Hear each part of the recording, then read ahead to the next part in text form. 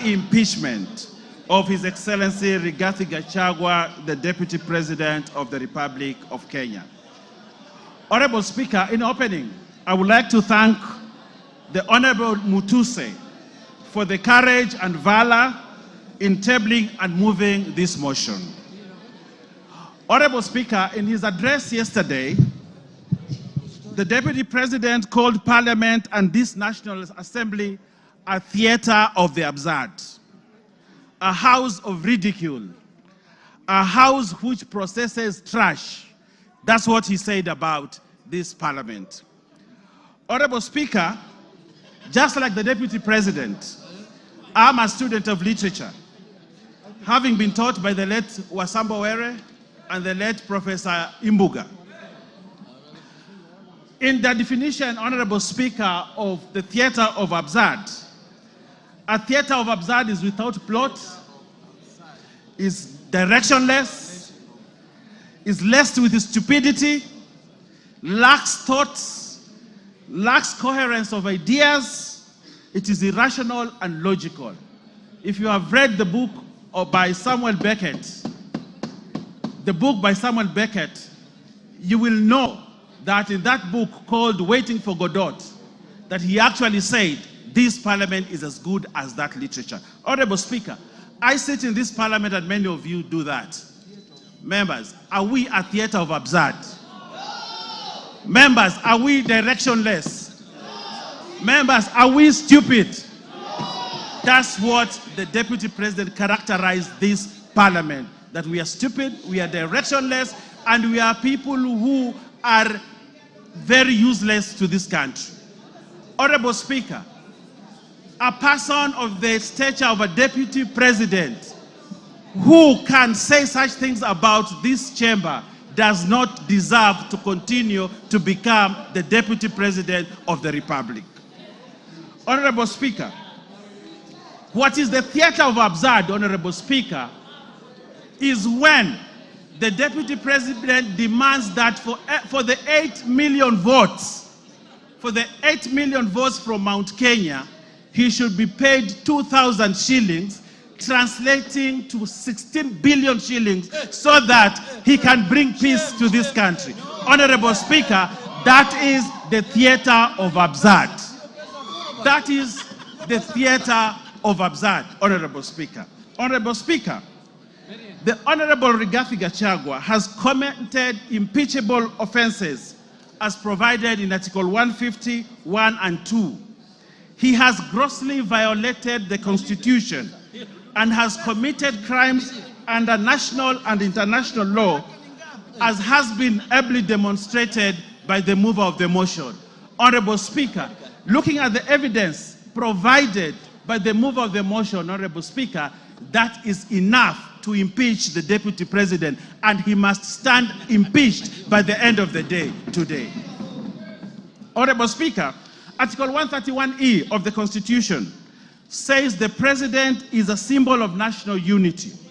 Read together with Article 147(1), that the Deputy President is the principal assistant of the President and shall deputize the President in the execution of the functions of the Presidency. Honorable Speaker, for this to happen, there must be harmony at the top, in spite of how they were elected to office. His shareholding utterances, and we saw the utterances on the TV here, as demonstrated by the mover, on the shareholding. This ensures that there's no harmony at the presidency. But what the Deputy President wants to do is to balkanize this country. Balkanize the country where, like in George Orwell's Animal Farm, there are other people who are more equal than others. And as a Parliament, we must refuse to buy into the theory of the Deputy President, Honorable Speaker. Honorable Speaker, the Deputy President has taken himself and wants to be a tribal king of the Murima, ready to break the country, sow seeds of disunity for his own political gain. And this chamber, today, by the end of the day, we must have no Deputy President who wants to balkanize this country. Honorable Speaker, the office of the Deputy President is a high office, as established under Article 130. The authority of his office must be exercised within the provisions of Article 10(2), which anchors the principle of national unity as core. The holder of this office must exercise this article at the highest level ever. Honorable Speaker, as Deputy President, he must be beyond reproach. Like Caesar's wife, Honorable Speaker, like Caesar's wife, he must be above any form of suspicion, beyond reproach. But Honorable Speaker, the utterances and the actions of the Deputy President brings his reputation to disrepute, because he has sown sort of disunity and he has taken a trajectory that is likely to bring balkanization of this country. For that, Honorable Speaker, we cannot continue to have a Deputy President who cannot uphold the oath of his office, and therefore Rigathi Gachagua must go. Honorable Speaker, if you look at the story of Pompey, the wife of Julius Caesar, you realize that although she had been accused of sacrilege, but the court acquitted her. But Julius Caesar actually divorced Pompey, not because of what she had been accused of, but because there was suspicion that he could have done something like that. And on that, only on that, Honorable Speaker, as a chamber, as a parliament, we have the authority and right to say this guy has brought himself to disrepute, he has gone below, and he has portrayed himself as a man who cannot be trusted with the position of a Deputy President of the Republic of Kenya. And therefore, Rigathi Gachagua must go. Honorable Speaker, Article 131(2), C and D gives the President and his deputy the responsibility to promote and ensure the unity of the nation and promote respect for the diversity of the people and communities. Honorable Speaker, the Deputy President has presided over the politics of exclusion and has championed the rise and resource allocation to only one region of this country. Has the Deputy President exhibited the values of national unity and diversity? No, Honorable Speaker, he has not. He does not embrace that value, a key value of the Constitution, and therefore this Deputy President must remain impeached, because for him the vocabulary of diversity and unity does not exist in his vocabulary. On that premise, Honorable Speaker, the Deputy President, Geoffrey Rigathi Gachagua, must go by end of today. Honorable Speaker, Article 4, 5, and 6 of the Constitution, read together with the third paragraph of the Constitution of Kenya, reinforces the fact that Kenya is one united, indivisible state. In the same breath, Honorable Speaker, the Constitution establishes the structures of counties as units of sharing resources. However, the Deputy President has established an unlawful and constitutional structure of the country as a structure of sharing national resources, where we have now a new structure of shareholders and non-shareholders. Honorable Speaker, that is sacrilege. We cannot establish another structure of resource allocation apart from the one provided in the Constitution. But now we have a new structure where those who are shareholders in the country get more resources, and those that are not shareholders don't get resources. For that new structure that he's trying to establish in this country, the Deputy President, Rigathi Gachagua, must go. Honorable Speaker, there was a time in this country, Honorable Speaker, if you allow me to say this, and I will ask you to add me a few minutes more to say this, that there was a time in this country when the Deputy Chief Justice, the Honorable Nancy Baraza, was bundled out of office because of impropriety, because of an issue that Kenyans thought was not proper. Nancy Baraza, just pinching the nose of someone. And she was bundled out of office, the high office of the Deputy Chief Justice of this country. That's what happened, Honorable Speaker. Just pinching a nose. And she was bundled out of office.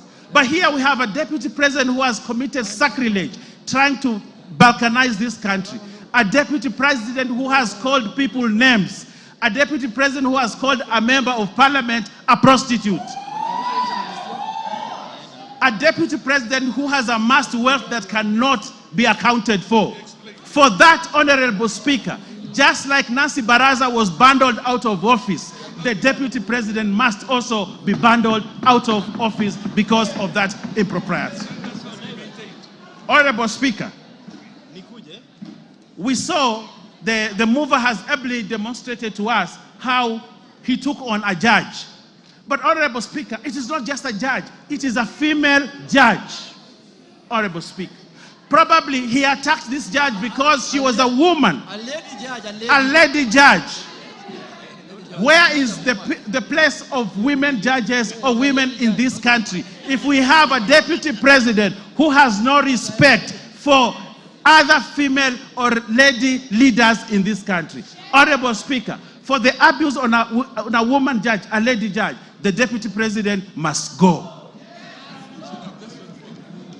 Honorable Speaker, I know my time is running out, but I want to say this in closing.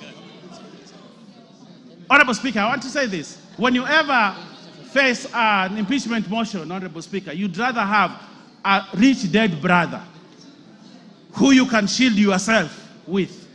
We saw what the deputy president tried to do yesterday. But I want to tell him that Kenyans are clever and they read through what he wanted to do yesterday. And they will not buy it. It does not sell. It won't be bought. We know who he is. We know. Give him 1 minute. Finish up. Finish up. He's my friend.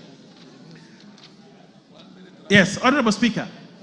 We know what he tried to do yesterday, but we can't buy it, Honorable Speaker, and therefore, Gachagua must stand impeached at the end of the day. Honorable Speaker, we are in this boat together.